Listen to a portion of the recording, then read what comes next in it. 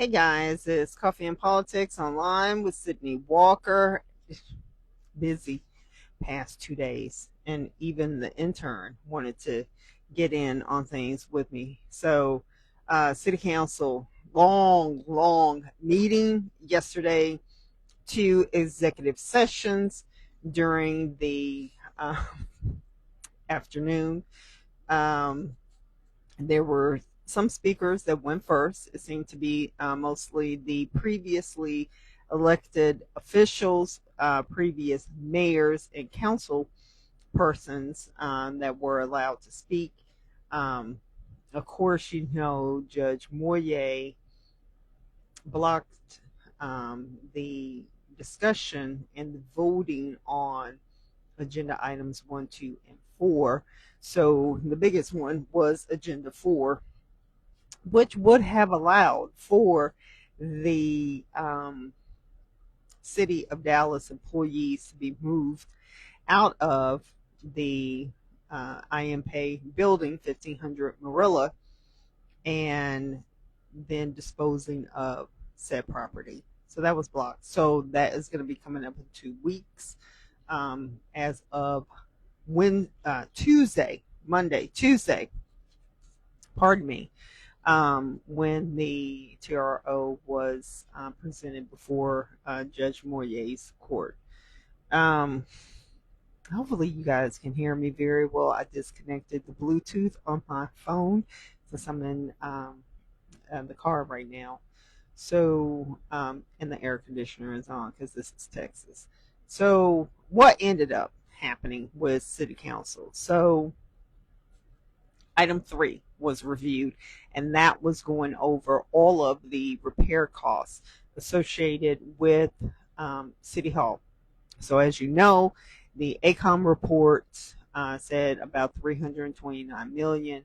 You add in financing, you add in rental space for 5 years, the interest on borrowing this money, and it was going to be 1.1, 1.4 billion dollars to renovate, to fix critical repairs and renovate City Hall to commercial Class A standard real estate. So if you remember, or if you watched the show that I did with Councilman West, we had a discussion about that, and renovations for government agencies typically do not renovate to the highest standards for commercial real estate space. That also includes furniture, but definitely for the building space itself. Now, I asked that question when I spoke, that why was that standard, office space standard, used as part of the consultants putting together their review of what work needed to be done. As Councilman Ridley said yesterday, that it was only supposed to be for critical repairs, not renovating to bring City Hall or 1500 Marilla up to modernized standards. And I also asked if the figures for renting was based on Class C real estate, because Class C is typically a lot less expensive. It's about $20 per square foot, whereas Class A can get as high as $55 a square foot here in the downtown Dallas area, the Central Business District. So item A was voted down, 9-6, the same 9 that have fought the 6 who have been pro, let's repair the house that is already owned. Is still cheaper than the cost of moving out, relocating, renovating office space to the current standards of what the city employees would need, relocating 911, 311, and traffic control. Although there was a slide presentation from the finance director with the city that stated to move 911 was going to roughly just be $40 million. I don't know where that number came from because as it stands, where 911 traffic and 311 is located is a bunker. It will survive torrential weather, tornado, terrorist attack because you want your 911 call center not to go down should there be anything critical happening in the city, i.e., the worst case scenario where we're under attack, be it through natural causes or man made. It was disappointing to see that the council members were not willing to amend Councilman West's amendment for item 3. They did not want to look at any environmental impact of demolishing City Hall, and Councilwoman Cadena made sure that all of you activists that are on board for environmental causes get behind her, okay? Because should that building be demolished, okay? We're talking about tons and tons and tons concrete and rebar that will go to waste facilities in District 6, which is Councilwoman Cadena's district, but it would also go to Councilwoman Blair's district, which is District 8. And she had no objections about this. She had no objections to the air quality, quality of life, asbestos being abated before the building is demolished, any of those things that would put those of us who are potentially in the path of the wind that would carry silica particles, asbestos particles, anything that could be inhaled and damage your lungs, mucosal lining, all of those things. Not concerned at all.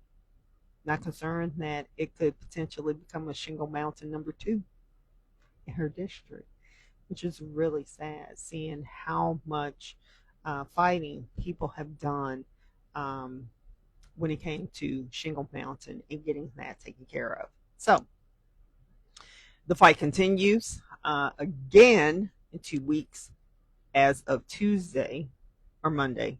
May have been Monday. No, it was Tuesday. I'm sorry. I've been going every day and it has not slowed down at all.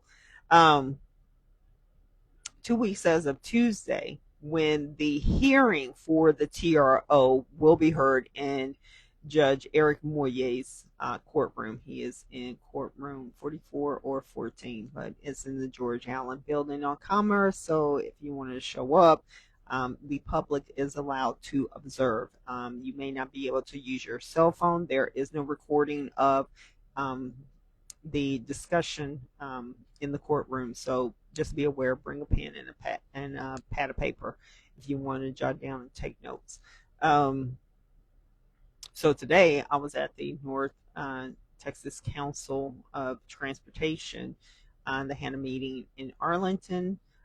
Mayor Stephen Mason was nominated and confirmed as the chair. Michael Morris is still on board. There is a vote tomorrow.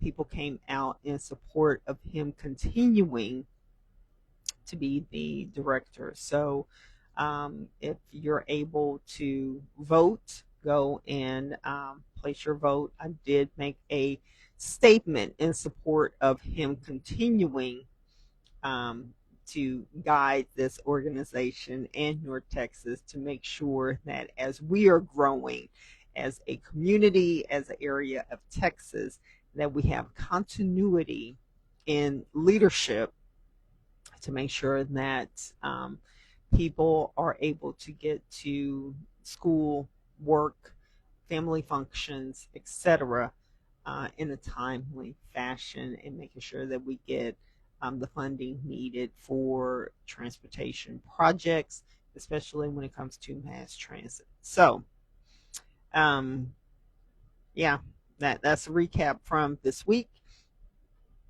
Pardon me. I do want to remind everyone that the Nelson Mandela exhibition opens on Saturday, June the 13th.